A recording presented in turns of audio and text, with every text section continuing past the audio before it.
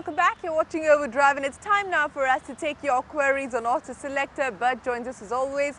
Hi Bert, our first question comes into us from Saurabh Patange. He writes in saying he wants to buy the Hero Impulse, but he's heard rumours of the bike being discontinued. Are these rumours true? Also, would you recommend the Impulse for city rides and a few weekend rides around Mumbai? He rode his Pulsar 180 to Rajmachi recently and felt it was way out of its depth on the dirt section. He's also looking for a comfortable bike and wants to know if he should consider the RE Thunderbird or the Classic. What would you suggest? Well, Saurabh, Hero has released a statement saying that the Impulse hasn't been discontinued. It's still available in showrooms. However, sales for that motorcycle are extremely slow.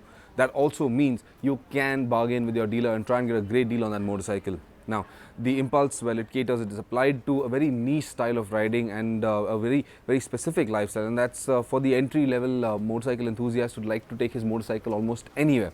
Now, you say that you rode to Rajmachi and you found the Pulsar 180 a little tricky on the off-road conditions over there, but the Impulse will not have a problem. Ashok's been riding it as a long-termer and he's found it very maneuverable both in the city, very flickable in fact through traffic thanks to its stallish stance, but also a very good motorcycle to ride off-road. So you will enjoy that motorcycle well in all conditions as well.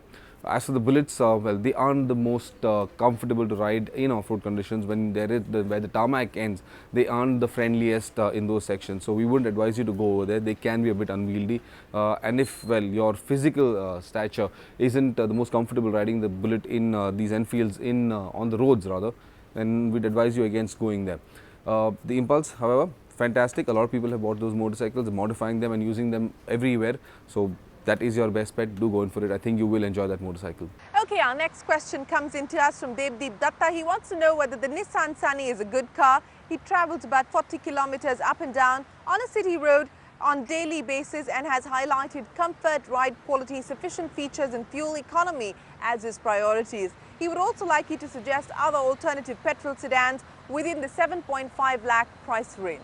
Yes, the Nissan Sunny is a good car. One of its strongest USPs exists with that rear bench. There's an enormous amount of knee and leg room over there. There's lots of space for the rear seat passengers as well as the ride comfort. Now, it is a very comfortable car to drive in the city. The suspension has been very well sorted out for Indian conditions, so it takes care of bad roads and all the other surface deformities that we have that exist in India. So it's very well sorted for our roads.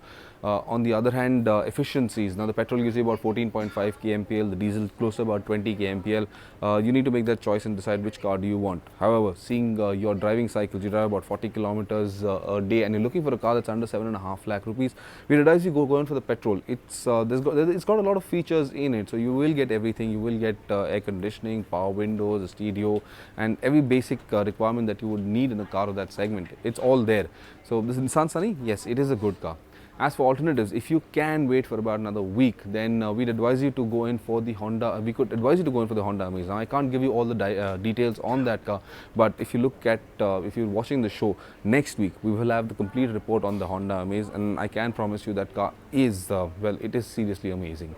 Okay, our final question this week is from Vinay. He's planning to buy himself a scooter. He's confused between the Honda Dio, the Yamaha Ray and the Suzuki Swish. He's looking for a good performance, balanced ride and handling, good service and a scooter that will command resale value. On those parameters, which one would you pick?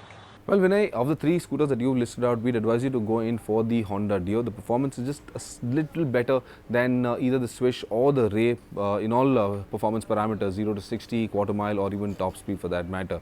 It's also a fairly maneuverable scooter, very nimble in urban conditions, great ride quality, and of course looks nice with the new paint schemes, especially that white and black paint scheme makes it look very dynamic.